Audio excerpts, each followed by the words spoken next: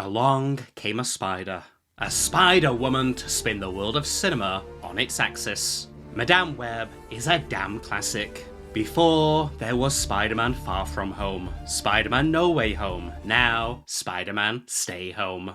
Peter Parker is knocked out of the park to make way for a new breed of hero. A hero for the modern age, a superhero with spider DNA, 2 XX chromosomes, and 3 Spider-Queen sidekicks. Cass kicks major arachnid ass.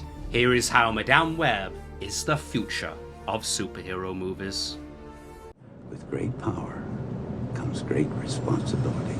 The most iconic proverb ever uttered in all of comics. Madame Web goes one better with a proverb that reverberates through the space spider continuum. When you take on the responsibility, great power will come. That's right, Madame Web's mentor rightfully puts responsibility first, power second, and utters his proverb before Peter Parker was even born. Time to get new t-shirts printed Spider-Man, for your origin quote now belongs to Spider-Madame.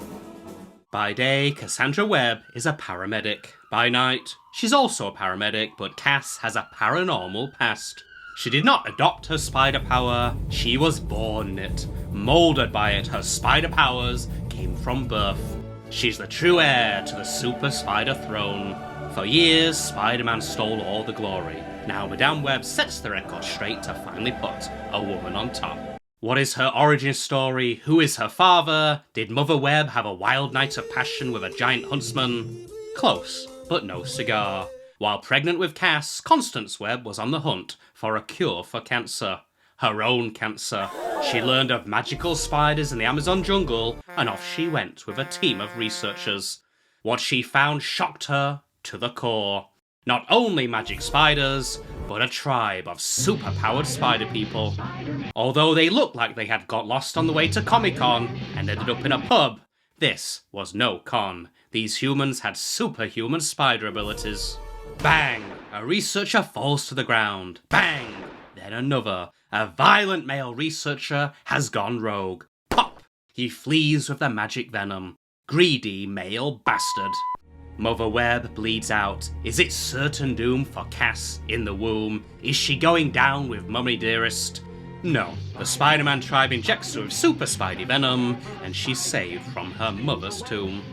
Spider Baby Spider Orphan is sent to Manhattan. For 30 years, Cass grows up oblivious of her obvious super Spidey powers until the inciting incident. A deep, dark, dramatic plunge into the ocean. Does the water get to her brain? Are the spider senses triggered by a life or death situation? Who knows? For when Spider-Woman goes back up the water spout, she is a changed woman. Step aside, Captain Marvel, cause Kick-Ass Cass has the ultimate power. She can see 3 minutes into the future. Some may say 3 minutes is a joke. She's a premature prognosticator.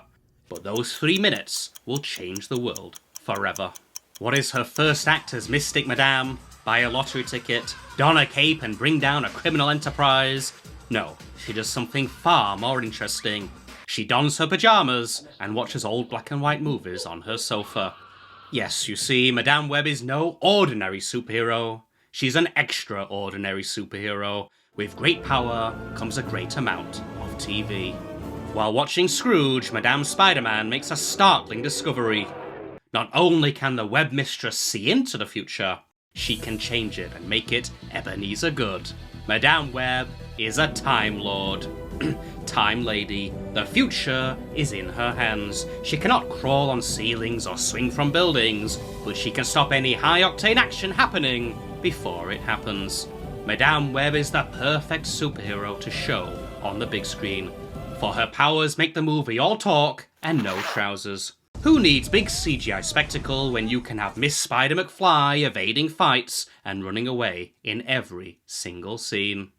In the comics, Madame Web is a supporting character, a cross between Professor X and Nancy Pelosi. She supports Spider-Man from life support. Now she is the main character bringing life to a superhero movie with more dialogue than Macbeth and less action than a still painting of Van Gogh's sunflowers. The future of superhero cinema is here. With great power comes a great villain. With Madame Web comes a damp squib. Or not, for Ezekiel Sims is the ultimate big bad for Spider Johnson. Who is he?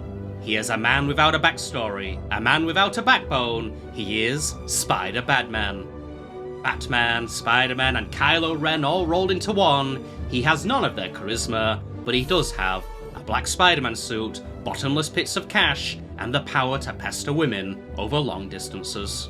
In 1973, he murdered Madame's mom for magical venom. Now, in 2003, after somehow not aging a day like Dorian Gray, he is tortured by visions of his own murder at the hands of 3 future Spider-Women. A true arch-nemesis, he stops at nothing to hunt down the Spiderlings before they hatch into super kick-ass Spider Ladies. His number one tool, the NSA. If they so much as sneeze in the direction of a BlackBerry or cough over a Power Mac, Spider-Badman will be onto them faster than a tour bus out of Detroit. In Spider-Badman's nightmares, the 3 Spider Queens are full-force, fully-fledged fighting machines. Julia Carpenter dresses in black and white, is always up for a fight, and makes Peter Parker look like Peter Griffin. Mattie Franklin. Frankly, she doesn't give a damn because she has 4 mechanical arms and hair like Afro Man. Anya Corazon. A spider senorita, she'll kick your ass before you even meet her. In the future, the Spider-Women are pure arachnophobia. In 2003, they're not spiders, they're not even women, they're teenage girls who only care about living. They live to party, live to meet boys, they have no interest in Madame Web or stopping evil ploys. Their points in the plot, not a lot, for they do diddly squat. In a movie without action, one would expect the 3 future action heroes to transform from hapless teens to teenage titans. But alas, no. Director S.J. Clarkson masterfully subverts expectations and gives the teenage trio no origin, no story, and no fight scenes.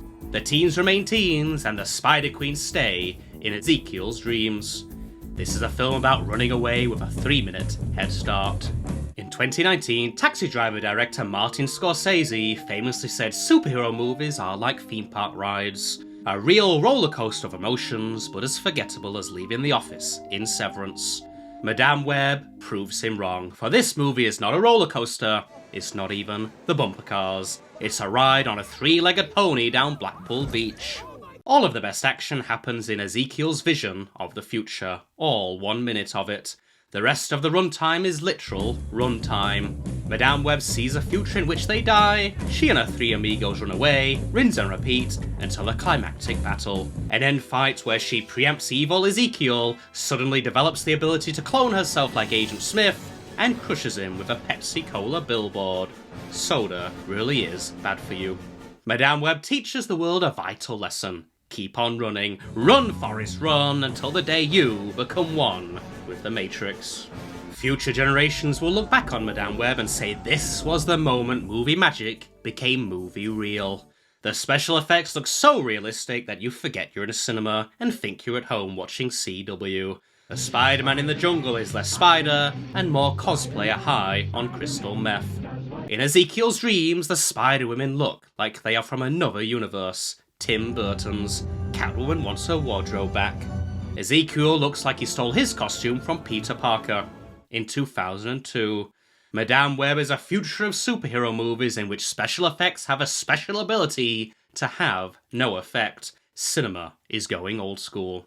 Sony has achieved the impossible, a movie more Morbius than Morbius. Madame Web shows the world that cinema does not need Spider-Man.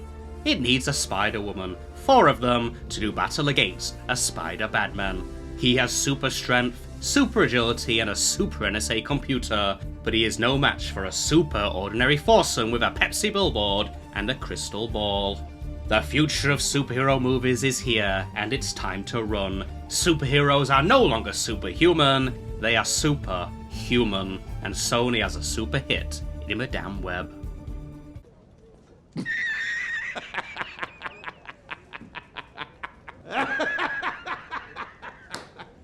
You serious?